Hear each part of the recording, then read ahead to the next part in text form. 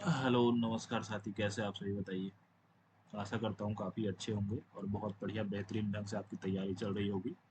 आज हम खिलजी वंश के 20 महत्वपूर्ण क्वेश्चन मैं लेकर आप लोगों के सामने आया हूँ। आइए डिस्कस करते हैं इसके बारे में। ऑप्शन कौन सा सही होता है इसको टिक करेंगे। आप अपना व्यू भी कमेंट बॉक्स में देंगे कि आवाज़ आपकी कैसी आती है। अगर भाई मेरी आवाज़ बढ़िया है तो बिल्कुल आप थम्स अप लिख के साइन करेंगे, उसमें कमेंट करेंगे कि हाँ भाई आपकी आवाज़ जो है वो बिल्कुल सही आती है। प्रश्न संख्या 1 देखते हैं। खिलजी वंश की स्थापना किसने की थी? तो खिलजी वंश की स्थापना जो है वो भाई मेरे जलालुद्दीन खिलजी ने की थी। ऑप्शन नंबर बी हमारा बिल्कुल सही उत्तर है। खिलजी वंश की स्थापना कब हुई? तो 1290 ईस्वी में हुई थी। खिलजी वंश की राजधानी कहाँ है? तो राजधानी दिल्ली है भाई मेरे। दिल्ली सल्तनत की बात कर रहे हैं हम तो दिल्ली ही होगी। अधिकतर मतलब अधिकतम वंशों की बात करें डायनेस्टी की तो उनकी राजधानी दिल्ली ही हुआ करती थी, दिल्ली सल्तनत में। लेकिन बहुत से हुए जो जिनकी दौलताबाद भी गई, मतलब इधर उधर भी गई, लेकिन दिल्ली अधिकतर जितने भी शासक हुए उनके दिल्ली ही रही। अलाउद्दीन खिलजी ने किस युद्ध में रानी पद्मिनी चित्तौर को हराने का प्रयास किया? तो भाई ये नाम से ही पता चल रहा है, चित्तौर का युद्ध। चित्तौर का युद्ध हुआ था राणा रतन सिंह में और अलाउद्दीन खिलजी में, जिसमें अलाउद्दीन खिलजी ने धोखे से राणा रतन सिंह को मार दिया था, हत्या कर दी थी उनकी।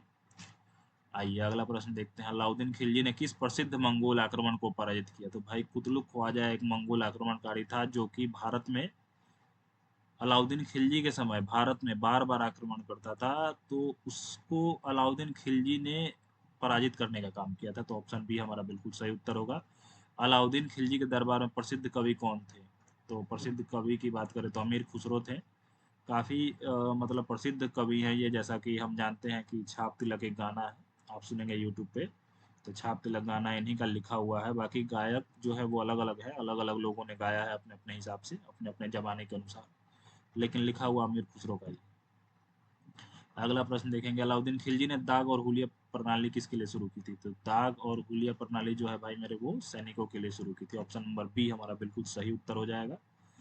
क्योंकि ये दाग के जो है सैनिकों को नंबर दिया करता था, ये जैसे 01 नंबर का सैनिक, 2 नंबर, 3 4 5 करके ऐसे सैनिकों को नंबर दिया जाता था वो दाग के, ताकि पता लग पाए कि ये सैनिक जो है वो कितने नंबर का सैनिक है, या धोखाधड़ी सैनिकों के साथ नहीं हो सके, कोई सैनिक भाग ना जाए। मतलब थोड़ा क्रूर शासक था ये, थोड़ा नहीं बहुत क्रूर था ये। तो उस प्रकार से उम्मीद हम लगा सकते हैं कि किस प्रकार का अपना व्यवस्था इसने किया होगा।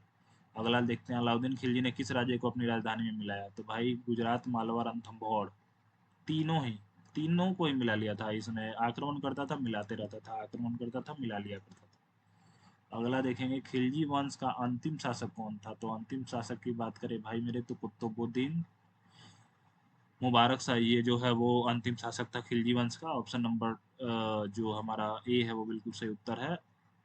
क्वेश्चन नंबर 10 देखते हैं। अलाउद्दीन खिलजी ने बाजार नियंत्रण किस उद्देश्य से लागू किया था? तो भाई मेरे महंगाई रोकने के लिए किया था। महंगाई रोकने के लिए इसने बाजार नियंत्रण प्रणाली शुरू की थी। आइए अगला प्रश्न देखेंगे। किसे सिकंदर सानी कहा जाता है? तो भाई मेरे अलाउद्दीन खिलजी को ही कहा जाता है। ऑप्शन बी बिल्कुल सही उत्तर होगा हमारा।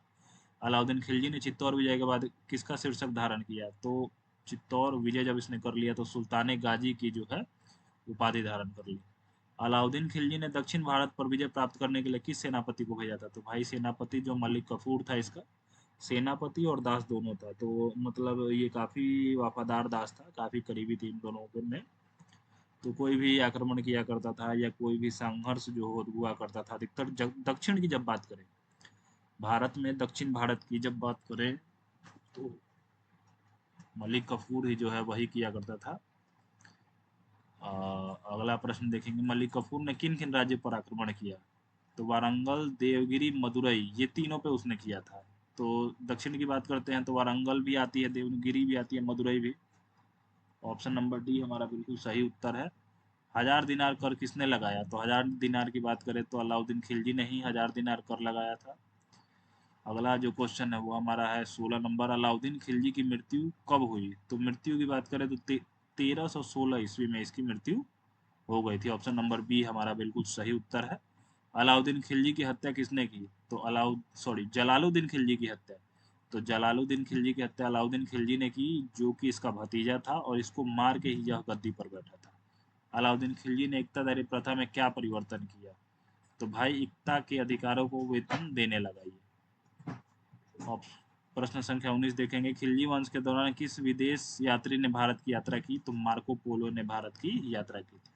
अलाउद्दीन खिलजी किस वंश का शासक था? तो भाई मेरे तुर्क वंश का यह शासक था। ऑप्शन नंबर ए हमारा बिल्कुल सही उत्तर होगा। अगर आपको वीडियो लाइक हो तो पसंद करेंगे, चैनल को सब्सक्राइब जरूर करेंगे भाई मेरे। धन्यवाद।